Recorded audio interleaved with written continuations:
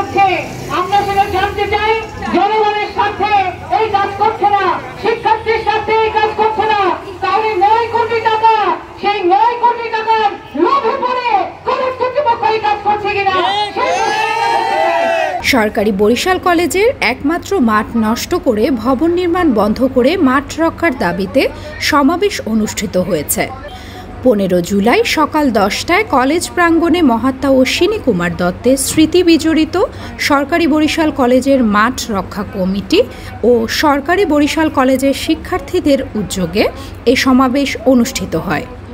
সমাবেশে বক্তারা বলেন, কলেজের পূর্ব পাশে কলেজের নিজস্ব জমিতে বিকল্প স্থান থাকার পরেও সরকারি বরিশাল কলেজের একমাত্র খেলার মাঠ নষ্ট করে ভবন নির্মাণ করা হচ্ছে। অথচ 2000 সালের খেলার মাঠ ও জলাধার সংরক্ষণ আইনে সুস্পষ্টভাবে বলা আছে খেলার মাঠের শ্রেণী পরিবর্তন করা যাবে না। লজ্জা আমরা কোথায় রাখি? এই লজ্জা থেকে আপনারাই আমাদের পরিত্রাণ দেন। আপনারা এই লোভী ভূমিকায় অবতীর্ণ হবেন না, এই লোভী ভূমিকা আপনারা পালন করবেন না। আপনাদের হয়তো এই টাকা, আপনারা যে টাকা আত্মসাৎ করতে চাইছেন, 9 কোটি টাকা থেকে হয়তো 2-3 কোটি টাকার বিল্ডিং বানাবেন, বাকি সব টাকা যে কোথায় যাবে সেই হিসেব কিন্তু আমরা জানি। এই সহজ হিসেব আমাদেরকে আর বোঝাতে হবে না। আমরা দেখে দেখে কিন্তু বুঝে যাচ্ছি যে আসলে ভূমিদস্যুদের ভূমিকা নানান ভাবে, তারা নানা ছলা কলা কৌশলে কিভাবে কোথায় কোন স্থাপনা তৈরি করতে হবে নানান রকম ফন্দি ফিকির করে। এই ফন্দি ফিকির আমরা কিন্তু বুঝে গেছি। আপনাদের এই ফন্দি ফিকির থেকে আপনারা সরে আসুন এবং আমরা যে আপনাদেরকে ধিক্কার দিচ্ছি, এই ধিক্কার আরো জোরালো রূপে এবং পুরো দেশবাসী যেন না জানে তার আগে আপনাদের ছবি সহ নাম সহ সবাই যখন জেনে যাবে, আপনারা মুখ লুকাবার আর জায়গা পাবেন না। স্থানীয়রা জানান, সরকারি বরিশাল কলেজের খেলার মাঠে কলেজের শিক্ষার্থীদের পাশাপাশি এলাকার শিশু কিশোররা খেলাধুলা করেন।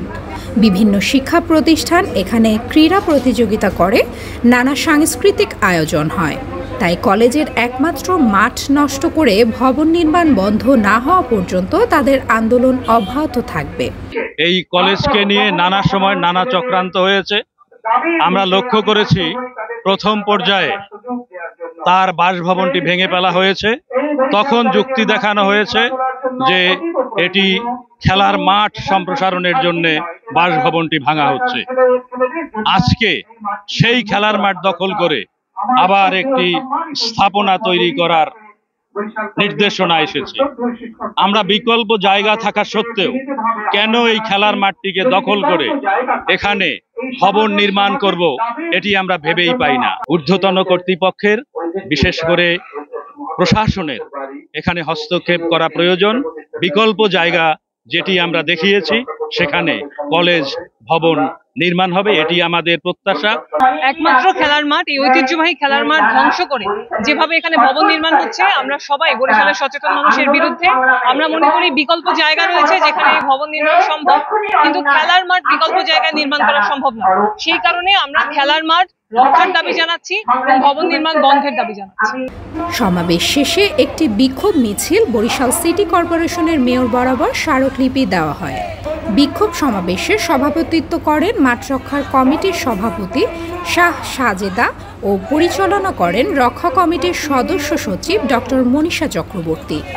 সমাবেশে বক্তব্য দেন তেঁতুলতলা মাঠ আন্দোলনের সংগঠক সৈয়দা রত্না সহ বরিশালের বিভিন্ন সামাজিক ও সাংস্কৃতিক সংগঠনের নেতৃবৃন্দ।